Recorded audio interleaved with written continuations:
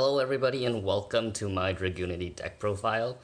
So this will be my first ever deck profile and first ever video on a YouTube channel. So I hope you guys enjoy this video and let's get started. So Dragunity is a deck that I've been playing for a really long time. And even if the build is relatively standard, it's a really fun deck that can have some really nice boards if you set up correctly. So right, getting into it, we play 3 copies of Dragunity Dux. This card is the playmaker of your deck. It sets you up for all your synchro plays and everything. And then with that, we also play 3 copies of Dragunity Phalanx.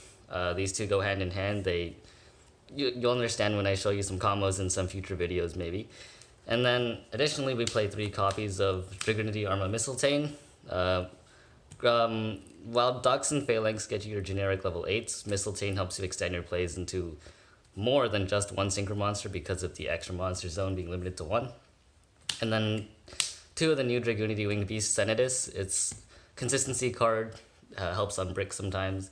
So I just play 2 copies of it, more than that's unnecessary.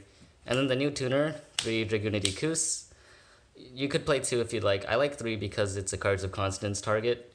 And you can treat it as level 4 so you can make Barca with it. So yeah, 3 Couse and 1 Aklys for removal. That's it for the Dragunity main deck. We also play some other supporting cards. So, for example, 2 copies of Baby Rock. This card with Gay Durg is really insane because you can net so much advantage with it. You might only need 1, but 2 is just helpful at times. And then 2 copies of Garuda the Wind Spirit because sometimes you won't have a normal summon available because it might get negated by like a hand trap or something. So Garuda is useful for just protecting your board for like just extending your plays.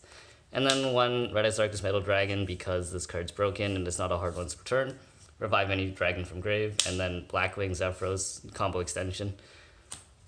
And then because the deck is so fragile and it gets hit by pretty much every hand trap, you want to play something to stop that. So Gamma, even if you don't stop hand traps with it, you have Disruption. So also the 1 driver. So yeah, 3 Gammas and a driver. And then that's it for monsters. Then we also play the main core of the deck, actually, the 3 Dragon Ravine and the 3 Terraforming to search the 3 Dragon Ravines. Ravine, many people know, have the effect to dump a dragon in the grave, but there's also the additional synergy with Dragunities, which lets you search a Dragunity in your deck.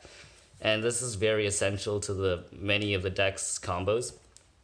And then just the 1 Dragunity Divine Lance because it's not that good anymore, but it's still a nice card to have. 2 Cards of Consonance because 3 is a brick. You only have 7 targets in your deck.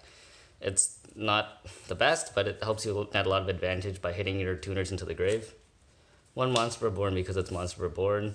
1 Foolish Burial because you can help get your tuners into the grave if you don't have a Ravine to start.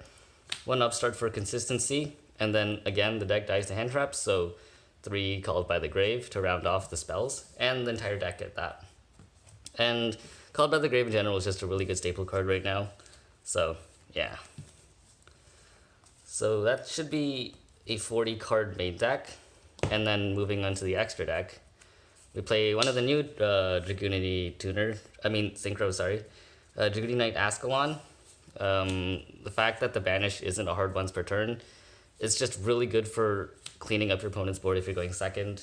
And the float effect kind of occurs. It's not that great, but it's there. 1 Barca because you can make some really nice link plays with it. Some really good combo extension plays with it too. Moving on to level 8 synchros, including Barca, we have Crystal Wing. It's negate, right?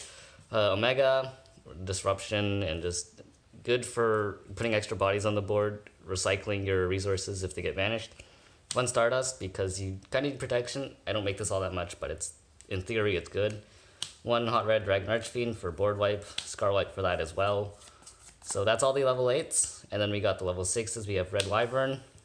This card, a lot of people don't play this card that much, but the reason I play this over Coral Dragon is because there's too much resources in the deck that I don't want to sacrifice. So Red Wyvern gives me removal on other players' turn. Coral Dragon requires me to discard a card. So yeah, I play this for removal. 1 Gay Durg, combo extension. 2 Vajrayana, it's your generic plays. You don't need 3, you never make 3. But 2 Vajrayana helps you get into your other synchros. And yeah, that's it for the synchros. Play 1 Xyz. I play Heretic Dragon of Atum. This is actually the reason why you can have more than one synchro monster on the board. This helps you make really big link plays, make big combo plays, and I'll show you some combo video tutorials in the future. And then for the link monsters, one Borreload Dragon, one Nightmare Griffin, one Great Fly. Standard, really good boss monster, locks your opponent out of the game, and just a generic link 2 that helps you make your synchros. And we're gonna give you more zones to make your synchros. So yeah, I don't have a side deck for this, but this deck isn't too competitive. It's more of a casual deck to play, but if you really wanted a side, play hand traps, of course. Play cards like Impermanence if you have money for it, or Forbidden Chalice to stop kind of like negations to help you like play your deck, because the deck is really fragile and like it really relies on your normal summon. So yeah, well, I hope you guys enjoyed my Dragunity deck profile. Please let me know what your thoughts are in the comments below. Leave a like if you enjoyed, and yeah, see you guys in the next video.